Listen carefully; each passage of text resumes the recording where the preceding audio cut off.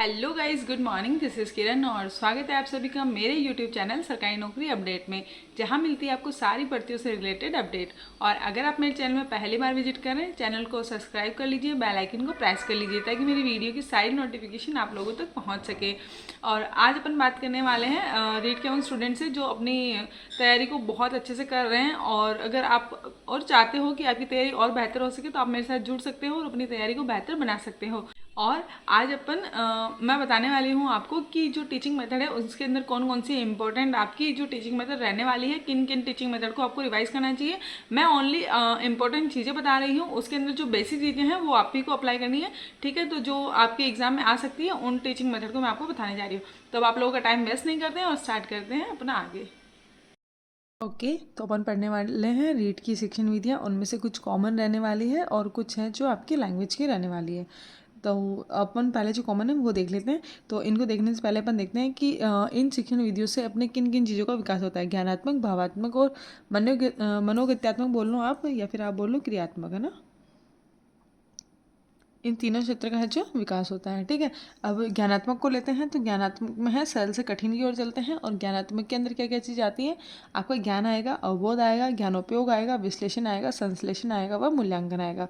ठीक है, तो ज्ञान, आपका जो नवीन ज्ञान है वो, इसको क्या बोलते हैं अपन, ज्ञानात्मक का पदानुक्रम। ठीक है, और देखो, ज्ञान के अंदर आपका जो पूर्व ज्ञान है वो आ जाएगा। अवबोध है, अवबोध के अंदर आपकी जो परिभाषाएं, उदाहरण, ये सारी चीज़ें आ जाएगी। ज्ञानोपयोग यानी कि जो आपने ज्ञान ग्रहण किया उसको आप अपने बाहर वाले नवीनतम ज्ञान से जोड़ोगे। विश्लेषण यानी कि कोई भी समस्या है उसको छोटे छोटे टुकड़ों में डिवाइड करोगे। और संश्लेषण, आपने जो इसको छोटे छोटे टुकड़ों में डिवाइड किया उन सबको, जो समस्याओं के छोटे छोटे टुकड़े उनको समेट कर उस समस्या का समाधान ढूंढोगे और उसके बाद आप जो है मूल्यांकन होगा। ठीक है, अब देखो, BS ब्लूम ने है 6 उद्देश्य दिए, आपको याद रखने क्वेश्चन आता है। ठीक है, पहला है याद करना, सेकंड समझना, तीसरा उपयोग करना, चौथा विश्लेषण करना, पांचवा मूल्यांकन और छठा सृजन। सृजन है, इसको उत्तम उद्देश्य इसने बताया है। ठीक है, उसके बाद आते हैं अपन भावात्मक में। तो भावात्मक में क्या हो जाएगा आपका, आग्रहण,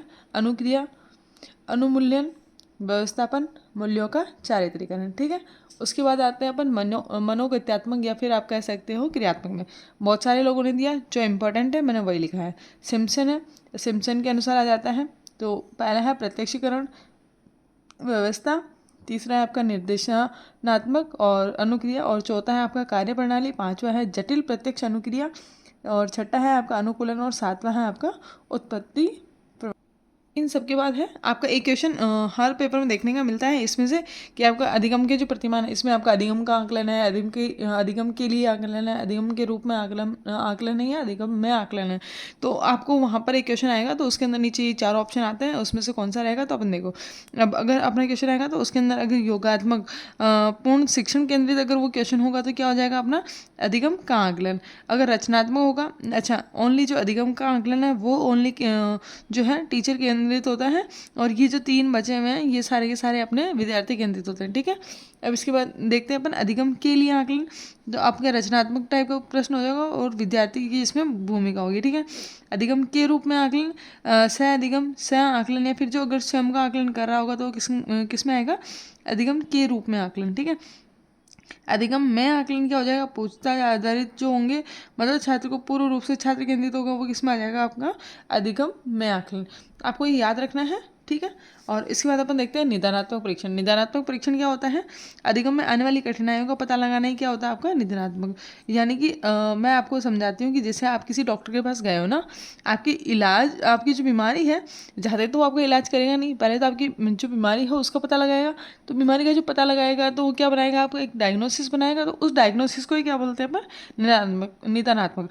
मतलब आपका जो टेस्ट हुआ, टेस्ट के बाद आपको कहाँ कहाँ किन किन चीज़ों में प्रॉब्लम आ रही है और वो प्रॉब्लम क्यों आ रही है, उन कारणों का पता लगाएंगे, उसको क्या बोलेंगे अपन, निदानात्मक।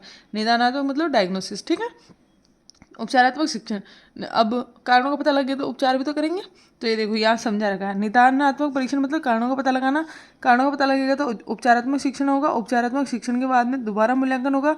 अगर मूल्यांकन में वापस आप या तो सफल होगे, ठीक है, और सफल नहीं होगे तो आप क्या होगे, असफल होगे तो वापस निदानात्मक परीक्षण, और ये सेम प्रोसेस वापस होगा। ठीक है, अब इसके बाद है शिक्षण अधिगम की सामग्री, यहाँ से आपको एक क्वेश्चन देखने को मिलेगा, एक मैक्सिमम 2 क्वेश्चन देखने को आपको मिलते हैं। तो शिक्षण के अधिगम में जो सामग्री है आपकी श्रव्य सामग्री हो सकती है, श्रव्य दृश्य हो सकती है, या फिर दृश्य जो सामग्री है वो हो सकती है। देख लेते हैं कौन सी क्या रहने वाली है।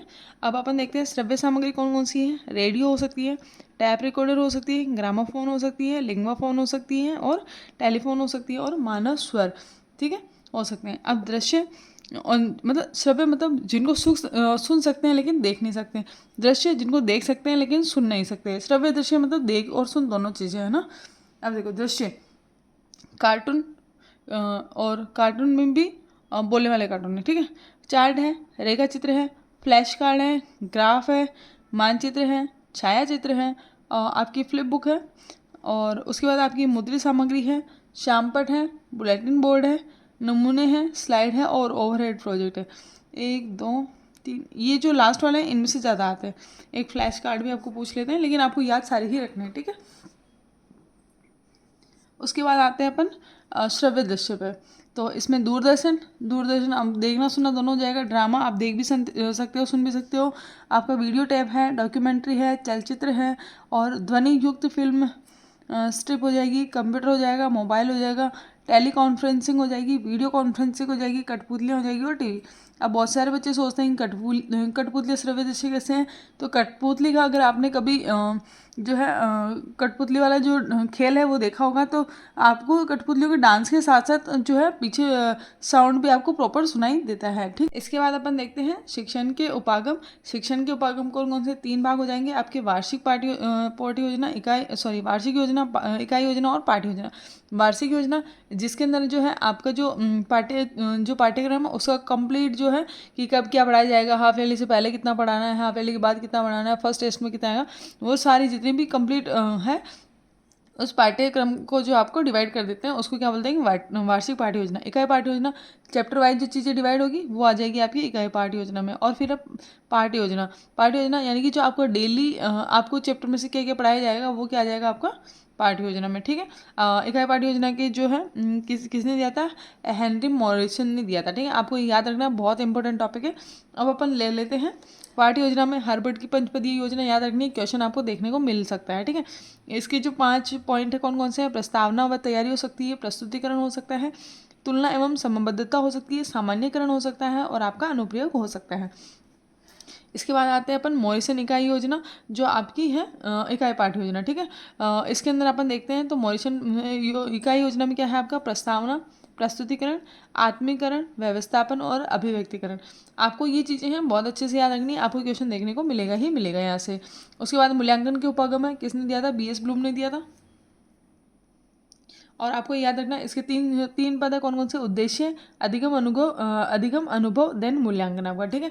अब यहाँ पर आपकी जो कॉमन चीज़ें हैं वो खत्म हो गई, और चीज़ें ऐसी हैं जो आपको जब आप क्वेश्चन पढ़ोगे तो आपको उनको पढ़ने पर ही आपको सीधा आंसर मिल जाएगा, ठीक है। अब इसके बाद अपन पढ़ने वाले हैं आपकी जो कॉमन टीचिंग मेथड रहेंगे जो आपके लैंग्वेजेस में आएंगे वो, और आपके सब्जेक्ट में आएंगे वो।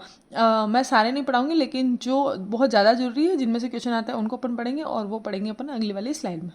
सो आई होप आप सभी लोगों को ये वाली वीडियो अच्छी लगी होगी। अगर वीडियो अच्छी लगी है तो वीडियो को लाइक करना है, दोस्तों के साथ शेयर करना है, और चैनल को सब्सक्राइब करना है, और अपना जो फीडबैक है उसको कमेंट बॉक्स में ज़रूर शेयर करना है। और आपको लगता है कि मैं ऐसी ही और अच्छी वीडियो बनाती रहूँ और आप लोगों तक जो है चीज़ें शेयर करती रहूँ, तो प्लीज़ प्लीज़ प्लीज़ चैनल को सब्सक्राइब जरूर कीजिए। और थैंक यू सो मच, आपने अपना कीमती समय दिया उसके लिए।